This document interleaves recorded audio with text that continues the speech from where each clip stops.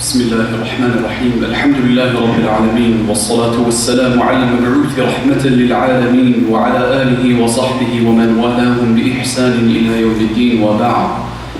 قال الله عز وجل في كتابه العزيز وفرقانه الحميد بعد أعوذ بالله من الشيطان الرجيم بسم الله الرحمن الرحيم إن الله وملائكته يصلون على النبي يا أيها الذين آمنوا صلوا عليه وسلموا تسليما.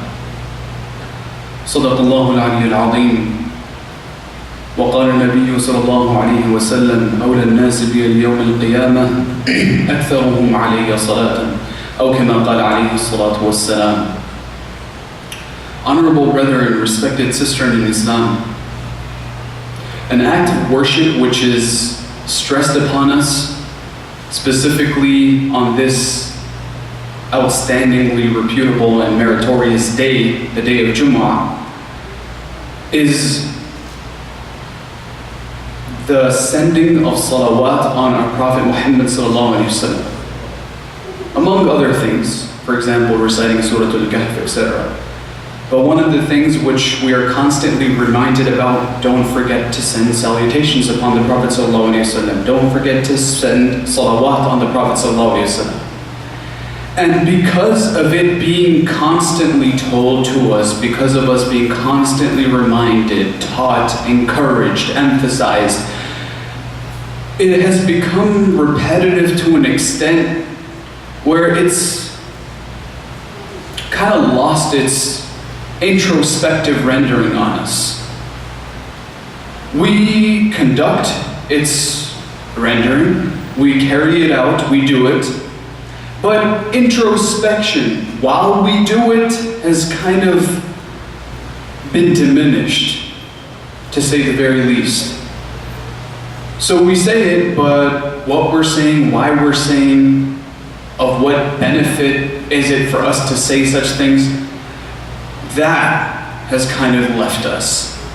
So to reignite and rekindle this spirit of introspective salawat on the Prophet Muhammad sallallahu alaihi wasallam, it's very imperative for us to discuss it.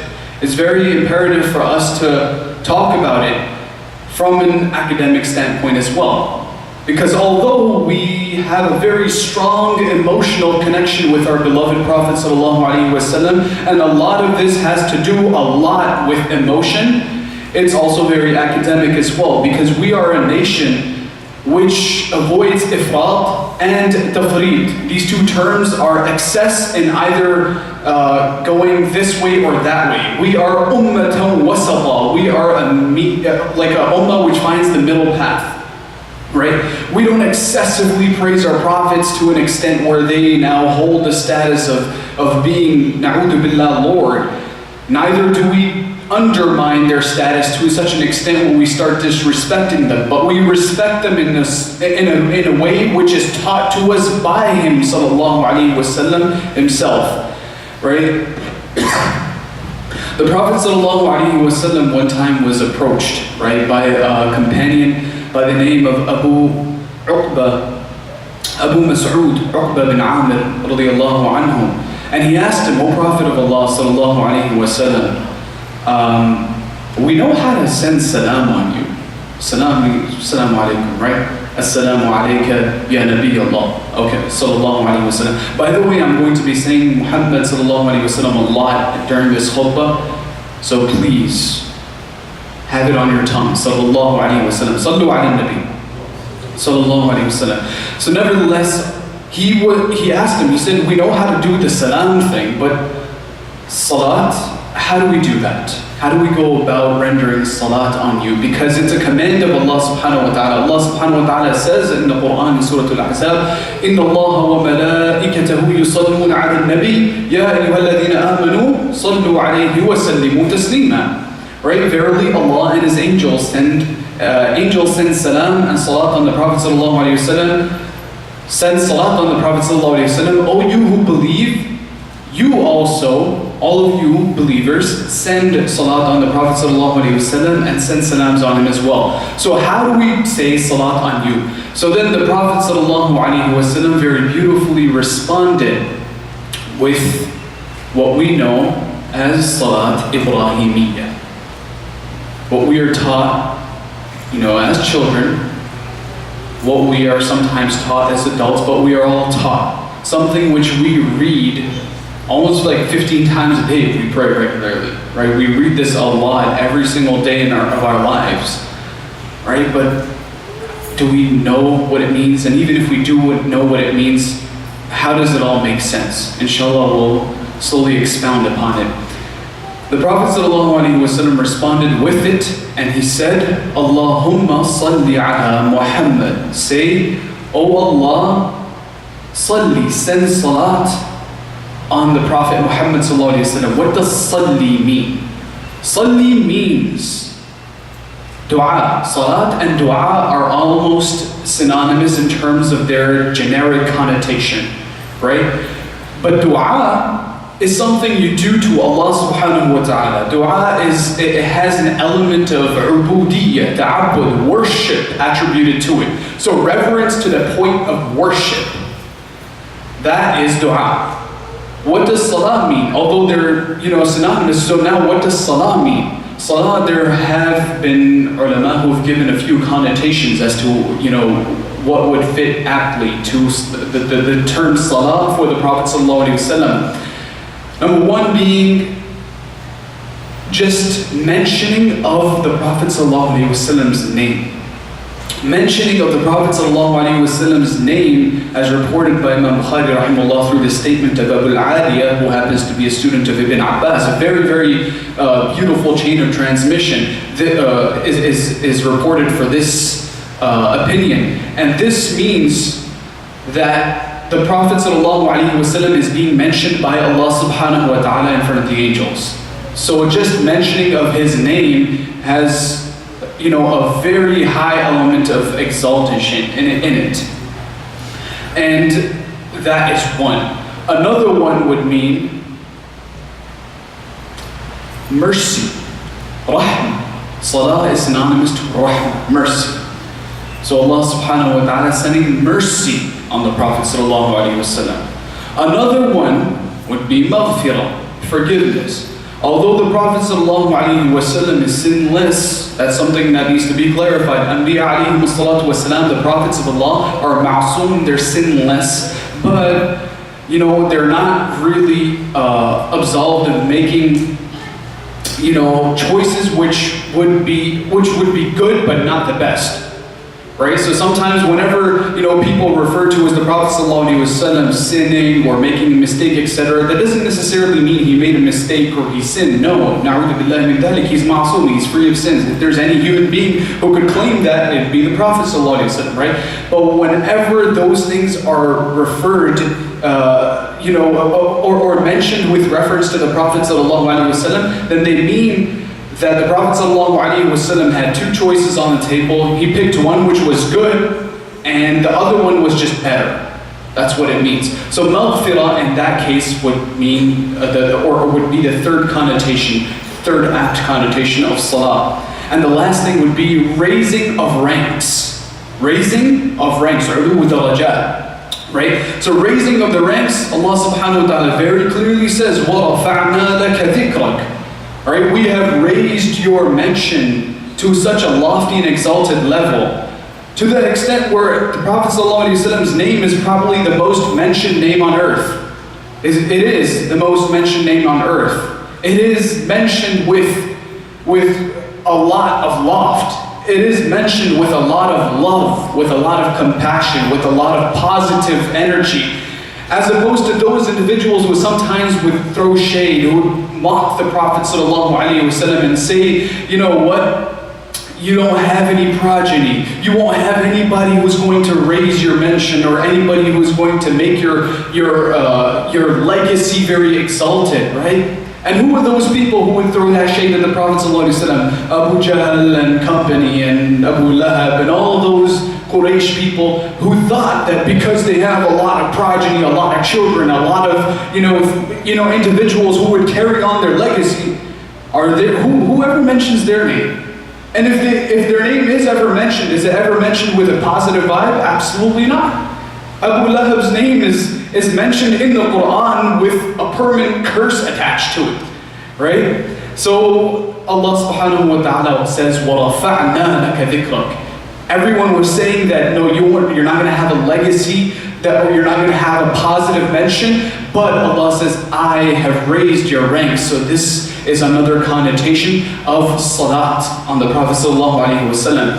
And then salli ala Muhammad. Muhammad sallallahu alaihi wasallam's name, what does it mean in and of itself? Muhammad comes from Hummida. Yuhammadu fahuwa Muhammad. Right? It comes from praise in and of itself. So his name directly is a result of praise. Abdul Muttalib was asked, like, why are you naming your grandson such a strange name? And he said, because everyone, watch, he's going to be the most praised individual. He's going to be praised. So Muhammad means one who is constantly praised. Mahmud is somebody who's praised. Muhammad is somebody who's constantly praised. Not a single second goes by on this earth today, nor will it go by till the day of judgment, where the Prophet ﷺ's name is not mentioned with a lofty and exalted and a saluted mention. Right? So that is the Prophet ﷺ's name in and of itself. It directs towards it being a very praiseworthy individual in terms of receiving salawat. وَعَلَى آلِ Muhammad. And upon the family of the Prophet ﷺ. Al, it also has different connotations. Al could either be a short form of Ahl. Ahl with an alif, ha, lam. Right? Just to shorten it up, you can say Al. Ahl means family. Right? So like, for example, in English we say doesn't and we say don't, right? And then we just kind of skip it out a little bit. So kind of like that. Al means family. Or al could also mean, it comes from ala ya'ulu, which means to constantly go back to, which means supporters. In essence, supporters of the Prophet ﷺ. And that is who? It's all of us. That is all of us. So us, when we have piety, when we are conscious of Allah, when we have taqwa per se, then we are automatically included in this beautiful dua that we are making for the Prophet sallallahu alaihi wasallam. So Ahl, who is Ahl? Who is the family of the Prophet sallallahu alaihi wasallam? First and foremost, Banu Hashim, which is his actual family as far as ancestry is concerned. And then also his progeny. And especially the progeny which goes down through the line of Ali radiallahu anhu and Fatima radiallahu anha, right? Because Ali radiallahu anhu, not only is he married to his daughter, and then that's a progeny of his grandchildren, but also Ali radiallahu anhu is from Banu Hashim too, so he has both. Right, so progeny and ancestry. So that is his family. So obviously we do believe that the Prophet ﷺ, whoever is related to him, has extra merit. Although extra merit doesn't apply to just relation. Right, just relation, no. Because just relation, then the son of Nuh ﷺ wouldn't have drowned. Right, the husband of Asya radiallahu anha, who happened to be Pharaoh, just because of his relation to her, he wouldn't have been Pharaoh, right? The wife of Lut alayhi salatu wasalam, just because of her relation to Lut alayhi salatu wasalam, wouldn't have been amongst those destroyed. So relation without actual piety in and of the person themselves is null and void, right? But you know, those people who were the family of the Prophet ﷺ and were believers themselves, that has an added level of merit, and that's something that we believe. And then the next thing is all of us, supporters. So all of us, in essence, the more piety we inculcate within our own lives, the more inclusion we will have in the merit and the advantageous nature of the supplication which we are supplicating for our Prophet ﷺ. We will have a grandiose share of that, inshallah. Alright? كَمَا صَلَّيْتَ عَلَىٰ إِبْرَاهِيمَ. Now, the Prophet ﷺ is instructing us. that send salutations upon the Prophet ﷺ, O Allah, as you have sent salutations upon the Prophet Ibrahim ﷺ. Now, we all know that both individuals, the Prophet Muhammad ﷺ and Ibrahim ﷺ, are very, very great. Right? The Prophet ﷺ says, إِنَّ اللَّهَ اتَّخَذَنِي خَلِيلًا كَمَا اتَّخَذَ إِبْرَاهِيمَ خَلِيلًا أو كما قال عليه الصلاة والسلام. Allah has taken me as a friend as He has taken the Prophet Ibrahim ﷺ as a friend. So they both are individuals with very lofty merit. Right? They are both very, very honorable individuals. Right? But we also believe as believers that as grand, as wonderful, as meritorious, as just noble and sacred Ibrahim ﷺ is as an individual, the Prophet ﷺ enjoys one rank higher, right? And that is because, أنا سيد ولد بني آدم, right? I am the leader of the children of Bani Adam, ولا فخر, and this is not out of arrogance. The Prophet ﷺ mentions so many hadith which allude towards the fact that he's greater. So then why is the command such that we are supposed to ask for salat on the Prophet in contrast to how great the salat was on Ibrahim alayhi salatu wasalam? Why is it such? The scholars have been given quite a few answers for that, and we'll just mention one of them to clarify. Ibn al-Qayyim rahimahullah, one of his answers includes a very, very beautiful answer, and he says that because Ibrahim alayhi salatu wasalam had a progeny filled with prophets. So basically everybody who came after Ibrahim ﷺ, Yusuf, Sulaiman, Dawood, Isa, Musa, everybody ﷺ, they're all who? In essence, they're all his children. So basically every prophet who came after Ibrahim ﷺ is, his child, is in essence from amongst his progeny. And there's so many there's a variety, there's a cornucopia of beautiful nations which came in the middle as well. So all of them have like a variety of barakah put together, a variety of salah put together, a variety of mercy and blessings put together. So the Prophet ﷺ, in his progeny, are there any prophets? No, because he's the seal of prophets. Are there multiple and a variety of nations? No, it's just us.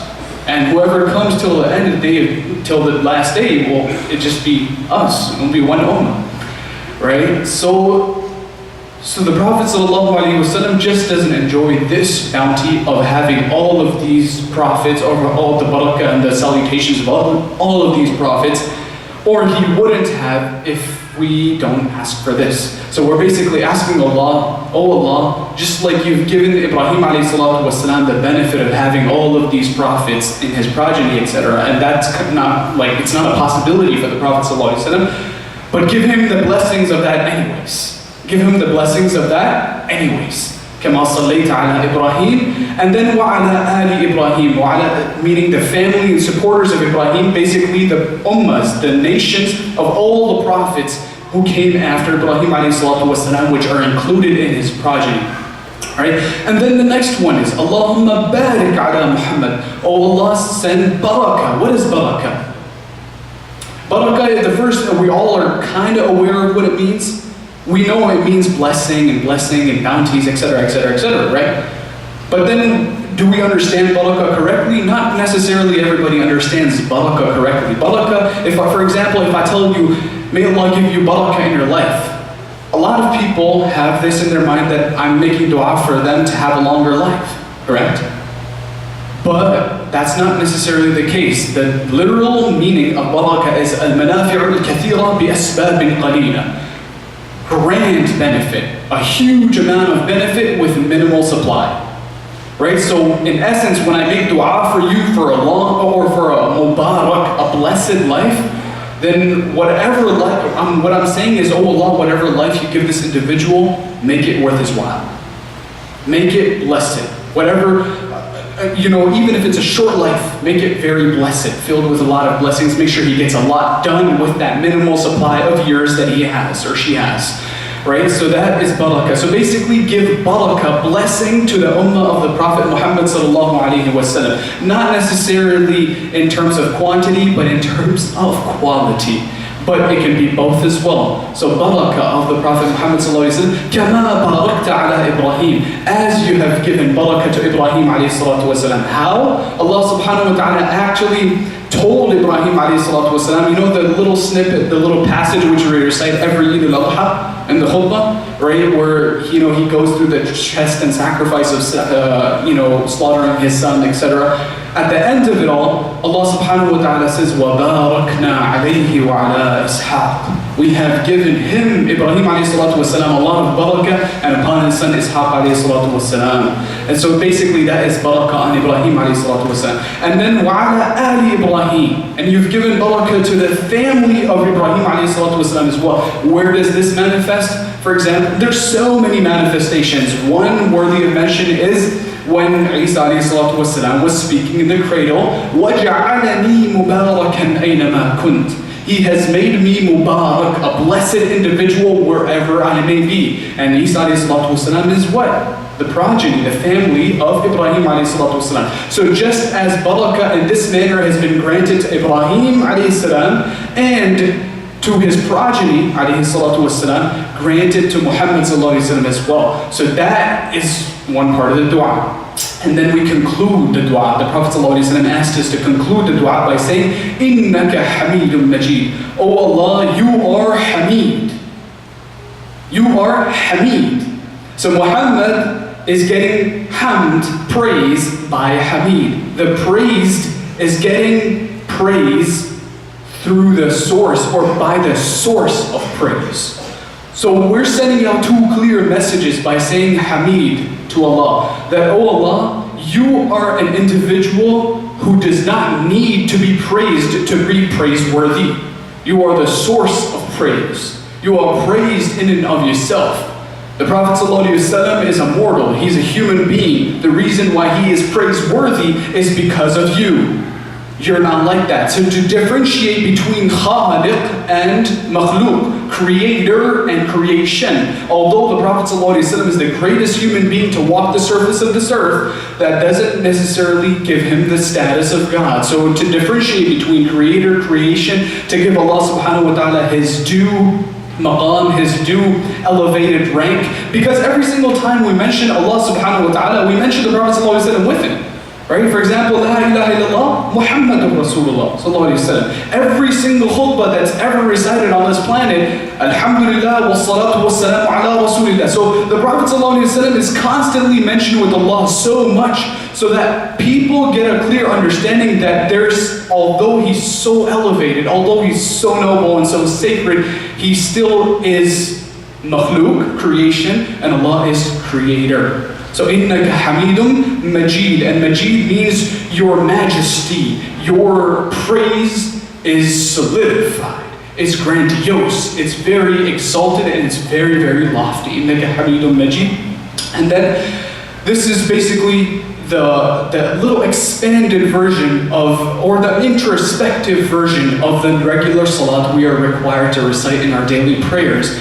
Now, the merits of salawat are many. We can give a whole entire khutbah just on the merits of salawat. Right? Amongst them are, the Prophet ﷺ says that individual who sends one salutation, one salat on me, Allah subhanahu wa ta'ala, Allah will send 10 salutations upon that individual.